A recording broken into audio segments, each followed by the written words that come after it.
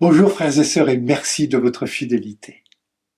Au jour où nous fêtons Sainte Thérèse de l'Enfant Jésus, l'Évangile nous met en présence des disciples confrontés à l'hostilité dans un village de Samaritains. On ne veut pas les écouter. Comment réagir devant de telles épreuves, des incompréhensions, de l'hostilité? Comme les disciples, Seigneur, veux-tu que nous ordonnions qu'un feu tombe du ciel et les détruise? Ou comme Jésus, par une attitude non violente. Plutôt que de s'obstiner, Jésus invite ses disciples à partir pour un autre village. Jésus ne souhaite pas alimenter le feu de la médisance et du mépris. Le seul feu que Jésus entretient, c'est le feu intérieur, c'est le feu de l'Esprit Saint.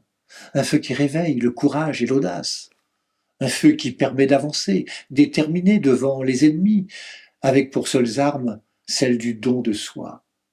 Ce feu-là, habitait la petite Thérèse, qui désirait faire tomber une pluie de roses sur la terre en signe de l'amour de Dieu et du salut qu'il offre à chacun. Cette jeune femme, morte à l'âge de 24 ans de la tuberculose, après 9 ans de vie religieuse au Carmel, ne concevait pas sa consécration à Dieu en dehors de la recherche du bien de ses frères et sœurs.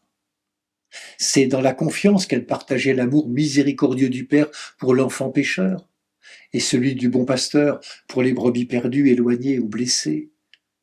Si Jésus avance déterminé vers Jérusalem, c'est pour sauver l'humanité, sauver toutes celles et ceux qu'il a rencontrés grâce à sa grande proximité d'auprès les petits, les malades et les pécheurs. La petite Thérèse était elle aussi habitée du salut des âmes. Je suis venue au Carmel pour sauver les âmes. Pourtant, sa courte vie n'a pas été épargnée par les épreuves, mais dans ces moments où elle expérimentait sa faiblesse, Thérèse savait vers qui se tourner. « Je ne puis craindre un Dieu qui s'est fait pour moi si petit », écrit Thérèse, au bas d'une image représentant l'enfant Jésus. Jésus, confiant dans l'amour de son Père, avance résolument vers sa passion. Thérèse, confiante dans l'amour du Christ, avance confiante vers sa mort, qu'elle devine toute proche, et va jusqu'à dire « Je ne meurs pas, j'entre dans la vie ».